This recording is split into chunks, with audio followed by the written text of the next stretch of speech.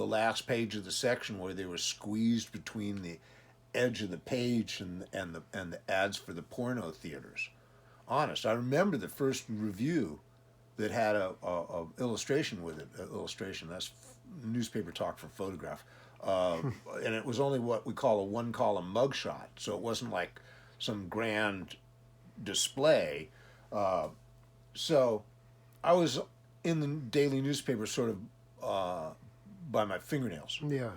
And that's true in other big cities at the time, as they were dabbling in the idea of covering this subject, but not fully committed to it.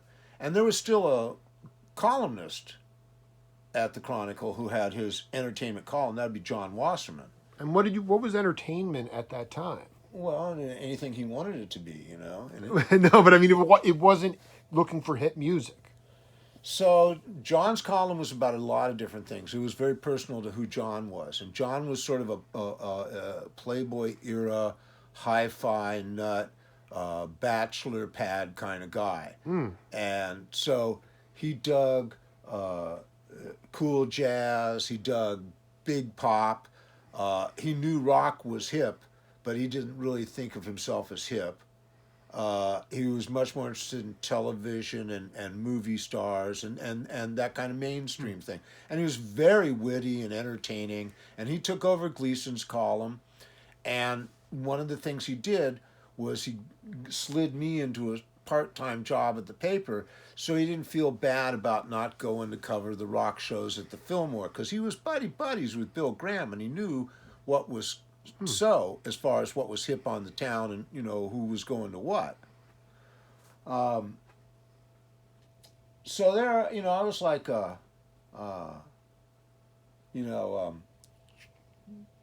yeah, just starting out trying to figure out what we did with these things in the paper, because there's nobody really telling me.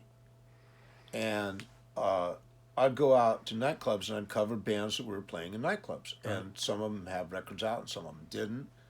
And sometimes I'd cover concerts that people wanted to see. I mean, I was making it up as I was going along. No, but this is so interesting. How did you cover it? There were no iPhones like right now. Like, I know you were taking notes. You have a recorder? Like, how did you... Yeah, I'd take notes. I'd go back to the paper the next morning, and I'd type it up on a typewriter. There'd be a carbon copy made. Kids, don't try this at home. And the deadline was, I'm thinking 11 in the morning. Maybe it was 12, and they moved it to 11 later. But it wasn't hard to make, you know. I mean, you go get down to the paper and, you know, pack your little, you know, 600 words out. I don't think any of my early efforts were great literature or anything. I was learning how to type, what music was about, and conjugate verbs all at the same time. So, you know, it was a heavy load of on-the-job training for Selvin. But I made my way, and because there weren't any expectations on me, you know, I was just the rock critic, which was down there like with the yachting editor and status in the newspaper. I could be as lame or unprofessional as I wanted to be, although I aspired to be one of the guys and to be respected, and that came to be eventually. But the whole thing had to move along. The culture had to move along. The music had to move along. The music journalism had to move along, and my abilities had to move along, and all that sort of like, you know, from like 72 to 77 was very early for all of us. By the time the last waltz happened, and that was a local story that we had to cover, Right. There was some understanding and some interest that I was doing something that people might want to read about. Yeah, when was that? When was there a point when, like, you realized that you had momentum? You know, was there some kind of, you know, because it was a little later than that. Yeah, and no, because that was like the whole thing didn't move me out of the section. They did allow a photographer to stay and photograph it, and that was noteworthy, because Chronicle photographers went off at 10 o'clock at night, so I wasn't getting anybody photographing the concerts I covered. And there came a time when this guy came to me and said he wanted to photograph the concerts. His name was Steve Ringman. I'm so happy to hear that. And I said, well, you can't do it because they won't schedule you. And he says, well, I'll do it on my own time. And I said, cool, I'll get you the photo passes. Now, they didn't really have photo passes in those days. So I would just, instead of taking a date, I would take Ringman. And he turned out to be a genius photographer. They all were.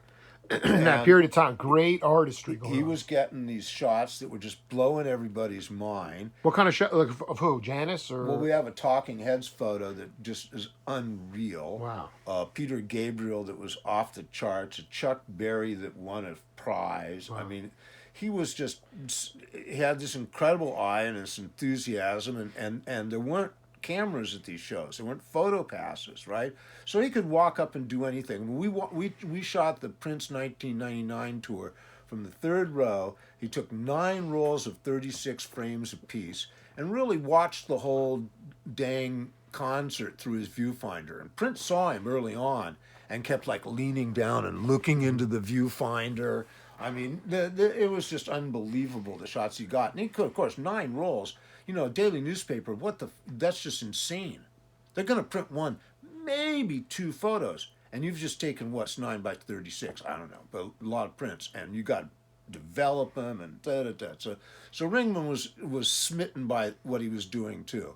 And after the first year of him shooting these things, and then, by the way, they'd take these photos and they'd blow them up in the paper, and suddenly my articles were hugely displayed across the front of the section, and, you know, it's like people were starting to notice these things. Plus, now we're talking about people being interested in reading about this stuff now, because it's the 80s and, you know, like that. So that's going on. And even some of the editors are like now interested in the subject. You know, they're in their 30s and they're thinking, you know, hey, just, you know, is Tom Petty cool? You know, and then Ringman wins the International Photojournalist of the Year award. Whoa. And he's got a portfolio of 22 photographs from the West Coast, which is not where the heavy news guys are. The heavy news stuff's all East Coast. But it happened that Queen Elizabeth visited California that year, and he got an incredible photograph of Reagan and Queen Elizabeth. So that was like beat the Washington guys out. Wow. But of the 22 photographs, 4 of them were rock concerts, and they were just stunning. And then he won this award, and suddenly they were rethinking assigning photographers to rock concerts at the Chronicle, and that's like the golden age of coverage for me. It was like 83 to 89, 90, where, you know, the public interest was there, the music was newsworthy, and the newspaper had opened up to really doing real coverage. For instance, like, you know, all the mania around Born in the USA. So I talk him into letting me fly up to Tacoma to write the show up before, and send Ringman up to before it comes to the Bay Area. So, and they'd never thought about spending money like that. It was stuff for sports department guys, right? Right. But, you know, that got a lot of dang attention and sold a few gosh darn papers. People wanted to read about, oh, Bruce is going to be in town next week. Well, yeah, look, he was in Tacoma, you know. No, I was hanging with Barry Levitan today, who played in the Mime Troupe, and he wanted me to. I want you to talk about your first experience with the Mime Troupe. Well, Eric Weber lived on the next block, and explain to the audience who that is. Eric Weber's the Mime Troupe photographer, and he rented another photog, and he rented a downstairs apartment from Ronnie Davis, who still lives there. We can go knock on Ronnie's door if you want. I'm supposed to meet Ronnie. It's yeah, well, he's like 600 Rhode Island. Oh, I got to go. We got to go hang. Yeah, so, you know, I see Ronnie at the store. Ronnie was the founder of Mime Troupe. Yeah, he's the director and the, you know, sort of irritating leading force. What was he brilliant at though? Like, why was that? Because that was Ronnie's a classic, you know, left wing gadfly. You know, he's like that stick that just pokes people in you know. And that's what he's good at. Like sort of antagonistic with pushing, prodding. Yeah, obnoxious and self-righteous and all that good stuff. When I met Ronnie, I wanted to interview him about all the meme troop shit for my book Summer of Love, and we walked the neighborhood during the interview while he leafleted propaganda opposing a housing project. That's my Ronnie. Wow. And then his kid and my kid were sandbox buddies. You know, so I know Ronnie and Colin, who's a professional clown. Barry was talking about. We were talking about Ronnie today, and like now for you to drop that, he's like ask Joel about the mime troupe. What is it? In So terms, the mime no, troupe- because no, this is what he said. He said that there was they wanted to perform in the park. City didn't want it. They had some pretty deep legal minds push back, and the public parks became. They said it's the people's park, and so that Hippie Hill was born from that, and concerts in the park were born from that, and the mime troupe performed a lot in the park. They had some heavy. Well, it was all this Dolores Park thing, right? I don't know what that is. Yeah, They got busted for doing Il Candelero, and they were busted on obscenity charges for doing this 15th century Italian play. You know, the San Francisco police in those days were like these uptight Irish cops from the sunset, dig. and they didn't have any understanding of Was like that Archie Bunker thing? cultural diversity. And on the mime troupe were daring them to do this anyway. So that's the spark that ignited the Bill Graham Defense Fund benefit and all that. It's 1964, 65.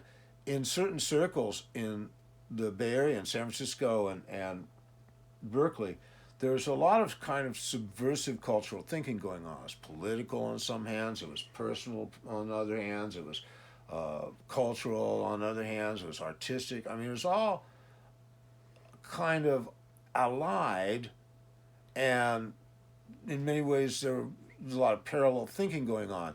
And there are parts and pieces of it. You give an example? Well, the parts and pieces I was going to say was like the civil rights movement was a part and piece, Yeah, and but- it collected political activists and folk singers and lawyers, and but Jesse Jackson was at the Cannonball Adderley show. Well, there was a connection. there. those things were came together. But then there was also like the drug and mystical set that was distinct from that, but yet there's a parallel sort of thinking, and you're talking about the LSD coming in and some of the Eastern philosophies, because that was a whole new idea that That was really new. Yeah.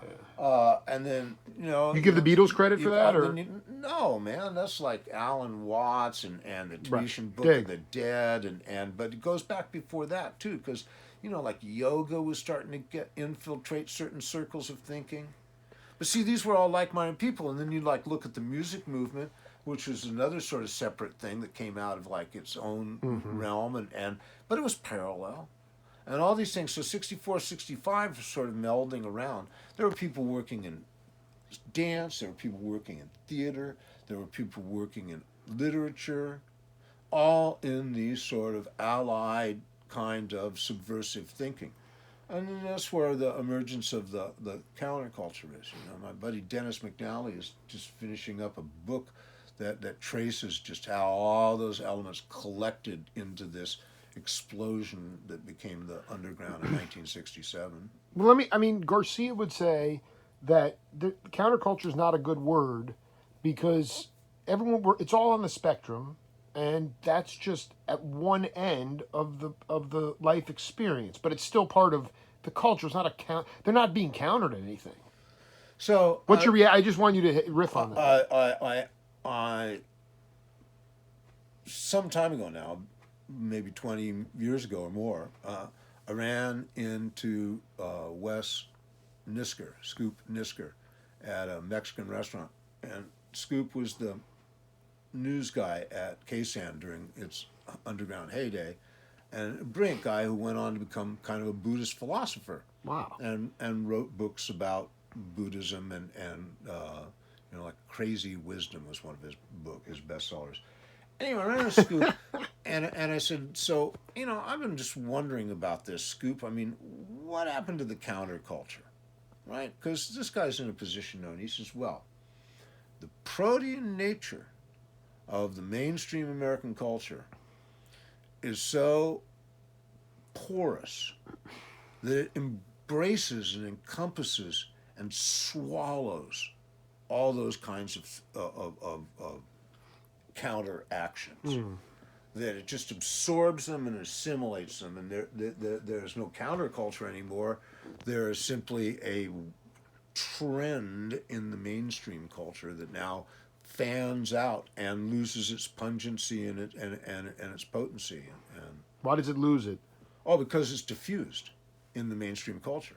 As a counterculture, it's a useful alternative, and the concept of alternative is actual. But look at this now. I mean, Jake, a lot of alternative rock around these days, right? Sure. Indie rock. Is there any of the other? No. So what we got is alternative rock, and it's alternative to what? Well, we don't know. The culture has a way of like absorbing these things. Sure. There is no other kind of rock. It's the survivor rock is what it is. You said something to me that was so fascinating. I mean, we've done 2 interviews, but you said that when the Dead took a break in '75, it was kind of the opportunity to see for the rest of the band members if they could create a livelihood for themselves in a solo act. And as it turned out, like, I think you said something like Bill Kreutzmann couldn't afford a condo. $5,000 down payment. Now, can you walk us through the period of the hiatus through the recognition of just the mere fact that whether they liked it or not, the Dead they had to sing for their supper, and it was only through the Dead. Not only did the solo acts not work and the homegrown record company fail, it was worse than that. They did get ripped off, though. Oh, I was going to say, the mob did them in at the behest of United Artists Records executives who couldn't stand the idea of having an outside force like the Dead come in and dictate to them what a record label was going to be. I'm sorry, just can you go a little bit deeper on this? Oh, yeah, this is the whole story. It's like, Ron Rackow, the dubious manager of the Grateful Dead, telling him, they're looking for a new record deal, but corporate says no. And he says, well, why are we listening to corporate? Why don't we go to the corporate? Is there anybody around here that owns a record company? Well, there's Transamerica Pyramid. They own United Artists. So Rackow found some banker at Transamerica Pyramid, filled his nose with blow, and cooked up both a movie deal and a record deal, and had this corporate executive send it down to the film company and the record company. Whoa! So, that's not in the best interest of the film company or the record company to have this work out. They can't encourage this, but there they are. Here's these deals are done. So Wake of the Flood, which was the first Grateful Dead LP, the joke is it went out gold and came back platinum. It was the most counterfeited record in history up to that point. And the thinking is that the United Artists executives, included a guy named Artie Mogul, who's highly suspect, actually encouraged the criminal underground to attack this record. And because they were the independent label, hey, take these guys for all they're worth. So that record label deal didn't work out for him that well, and the solo acts failed to launch. And also during that year, there were like 3, maybe 4 gigs. There was one at the Music Hall. There was Bob Freed's Memorial. There was a defense fund thing for a Hell's Angels. Well, no, there was the one in the park with the Digger Rhythm Band. There was the one in the park. No, it was with the Starship. No, I'm saying, but members of Mickey's band that he was doing at the barn, they played on that, the Digger Rhythm Band. Well, these were Dead gigs. Right. No, I mean that was part of the. And there were no rehearsals. They just showed up and played the gigs, and they were super enjoyable. Everybody had a ball, and each one of and they were good gigs. And they're fresh and so it was like double-edged sword. Like, hey, this Dead thing's pretty good. They were recollected of how, and so it was a matter of coming to terms with what. And the phrase that they all swallowed was, "This Grateful Dead thing is bigger than all of us." And that's when they come back together. And I love it. Look for a record deal with a big record company and try and maintain some semblance of business. They've gotten rid of the 300 employees, and they sort of codify the set so that they know what they got to do every night within a certain degree. and they accepted the compromises involved in that, and I don't know uh, that it was ever the great thing that it had been at times before for them, but it went from there on to become what it really was, and so without that transition, I mean, that was their cocoon moment, and they became this butterfly, this unwieldy yet beautiful butterfly. Well, I mean, there were fundamental musical changes within the band as well. I mean, Billy came back playing. He didn't play match grip anymore, like the jazz style of drumming. He played more rock drumming, and sonically, like I just look at it and I like. I wanted to ask you about the idea. Did you know any other bands aside from the Dead who didn't go in the studio for like 7 years? I mean, from the Dead, they had such a hard time with companies like getting corralled by them, and like what the story you share. The thing was, But here's the point. This is the overarching thing. They road tested Touch of Grey for 5 years live on the bandstand before they went in the studio. Then it became an MTV hit. What do you know? To me, that's the hippest thing is for bands to go out. Well, Miller used to do that. Steve Miller. Oh yeah, he played "Fly Like an Eagle" for years before he recorded it. There's all kinds Years. Of there's all kinds of different versions of it, and You think that's a good thing to Joker too, and Wow. the tune to "Rockin' Me" he had out Very cool. with another set of lyrics, and there are lots of people that do that, fewer and fewer. But the Touch Grey thing was just the Dead will not do anything unless it was unanimous. So one person saying no could stop it from doing. And Phil Lesh decided that the recording studio was too sterile an environment to make music. So they made live album, and that wasn't really satisfactory. And somebody got the great idea, and I don't know who it was. Oh, what if we booked the Marin Veterans Auditorium and just brought in some gear and we didn't have the audience? Would that be too sterile?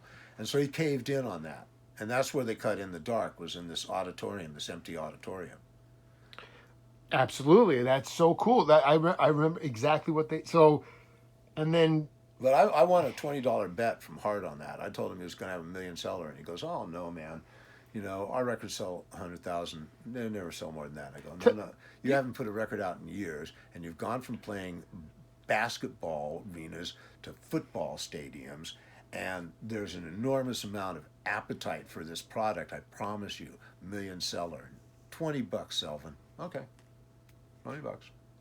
I mean that was They did a stadium that Yeah. summer with Huey Lewis and the News, and Huey Lewis's latest album had sold 1.5 million and was widely considered a failure, and the Dead had broken a million, or like 1.2, and it was like the high point of their commercial success. It was like these two acts, like 101.5 million, poor Huey's falling off the face of the earth.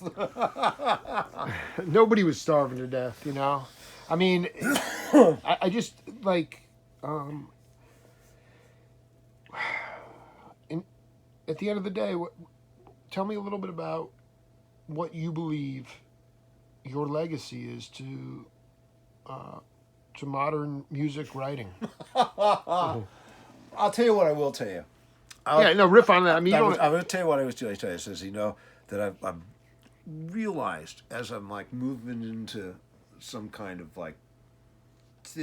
second decade of writing books and looking back over what I did at the paper that was most effective, that I've become a storyteller of a certain kind of story, and that I can see where my work is the crime fiction of rock journalism, which is what Sam Andrews once said. Here's Sure. Mickey Spillane of rock journalism. But I like gritty stories. I don't need happy endings. I believe that musicians are heroes, and heroes fall from grace frequently. And the feet of clay don't make people less interesting, they make them more interesting. So when I look at things like Burt Burns, Altamont, Fare Thee Well, or Hollywood Eden, I really understand that those are of a piece in the sense of the kind of journalism that I do. And I don't know how many other people do it. I wouldn't want to be facetious and start comparing myself to other writers. But I found myself in a place where I want to be, and that is of my own construction. And that's what I've done. Now, when you use the L word, that's not my thing at all. That's something for somebody else to figure out later. But the other thing, which is, something about like having a style or having a brand or having something that is identifiable in terms of a cogent focus of your work, that I've got. I did. And it's what I want to do, and it's my own. So that's my riff on that. Johnny Otis, did you connect with him ever? Oh man, Johnny Otis is one of my avatars. He's the most extraordinary all-round person I've ever known. I mean, it was the trained pigeons, the radio evangelist, the volunteer Negro, just everything about him was just fantastic. But so, and he was a Chronicles subscriber, so he read all my shit. Wow. And we had a lot of interactions. But I'll tell you, the best thing was when I'm in New York and I'm working on the Burt Burns book, and spend a day with this old time record guy who was just a crook, and I got back to my place and I got Johnny Otis on the phone and I said, "Help, Johnny, I just spent all day with High Weiss and I'm beginning to believe what he says." And Johnny says, "Oh yeah, High Weiss. Man, charm was always his con." Wow, that's a great line, dude. I don't want to go. I think that's it, man. I thought, you can't get better than Johnny Otis. I mean, I don't even want to go any farther, man. That's key. Joel Selvin, man, thank you for being part of my life, man. Jake, we'll take this up again later. Much love. This is It's Jake Feinberg going on your permanent record. I can't wait. We'll see you later.